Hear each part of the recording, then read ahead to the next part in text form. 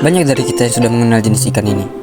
Ikan ini juga menjadi salah satu target memancing favorit bagi saya, karena tarikannya yang memberikan sensasi yang berbeda. Sadap, sensasi berbeda. Ya, ini adalah ikan baronang, ikan dengan nama ilmiah Siganus. Dan kali ini kita akan bahasnya di sini, di Jejak Anak Pulau.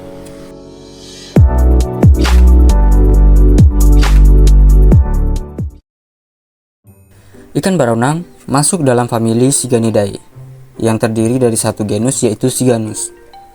Ikan baronang umumnya ditemukan di perairan pulau-pulau tropis Indo-Pasifik, mulai dari wilayah pantai timur Afrika hingga Polinesia, dan mulai dari Jepang bagian selatan hingga Australia bagian utara.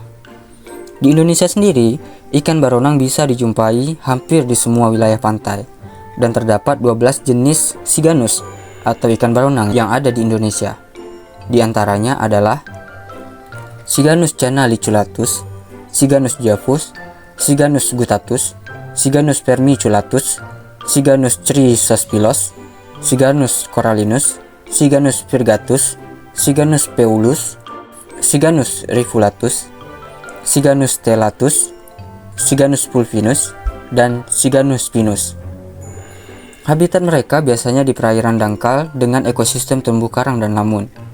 Ikan baronang sering ditemukan dalam bentuk kelompok, terdiri dari beberapa individu hingga puluhan ikan.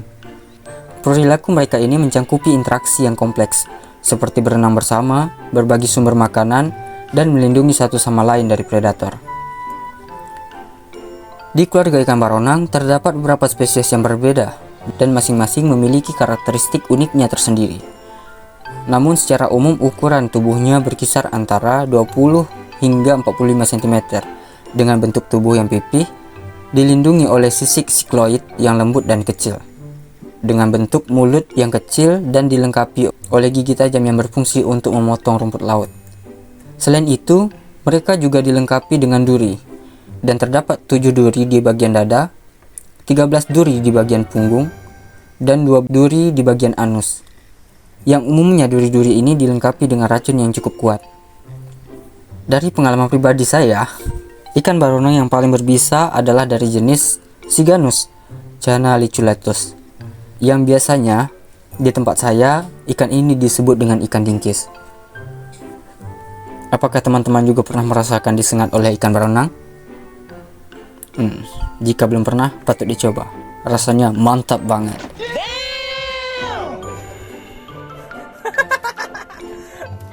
Oke.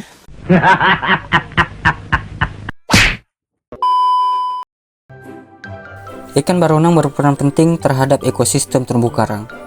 Sebagai salah satu ikan herbivora, ia memainkan peran penting dalam ekosistem terumbu karang dengan mengontrol pertumbuhan alga, sehingga keberadaan mereka bisa menjadi salah satu indikator kesehatan terumbu karang. Populasi mereka bisa mencerminkan kondisi lingkungan seperti kualitas air dan keberagaman spesies lain. Tak hanya itu, ikan baronang juga berperan terhadap perekonomian masyarakat pesisir. Mereka merupakan salah satu ikan konsumsi yang banyak diminati dan juga memiliki nilai ekonomis yang cukup tinggi.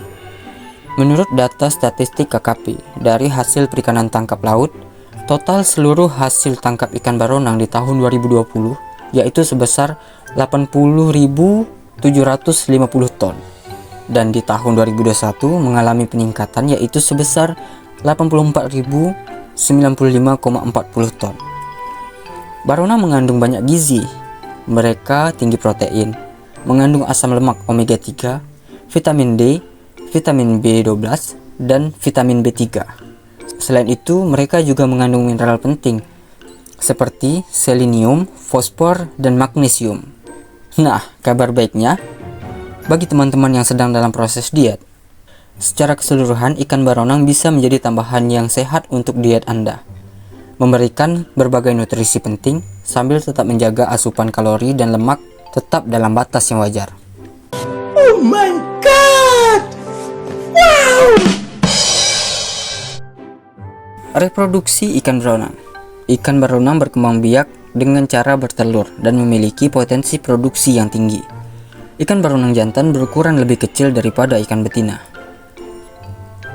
Ikan baronang memiliki nisbah kelamin yang tak seimbang, yaitu ikan jantan lebih banyak daripada ikan betina, dengan perbandingan 1:2. Perbedaan jumlah ikan betina dan jantan ini berkaitan dengan pola tingkah laku ruaya ikan, baik untuk memijah maupun untuk mencari makan. Pada waktu melakukan ruaya pemijahan, populasi didominasi oleh ikan jantan. Kemudian menjelang pemijahan, populasi ikan betina dan jantan dalam kondisi yang seimbang, lalu didominasi oleh ikan betina. Ikan betina matang gonat pada bulan November, April, dan Mei. Sedang ikan jantan matang gonat pada bulan Desember, April, Mei, dan Juni. Oleh karena itu, diperkirakan musim pemijahan ikan baronang terjadi pada bulan April dan Mei. Diameter telur ikan baronang memiliki satu modus. Hal itu menunjukkan bahwa tipe pemijahannya bersifat total spawning atau memijah dalam waktu pendek.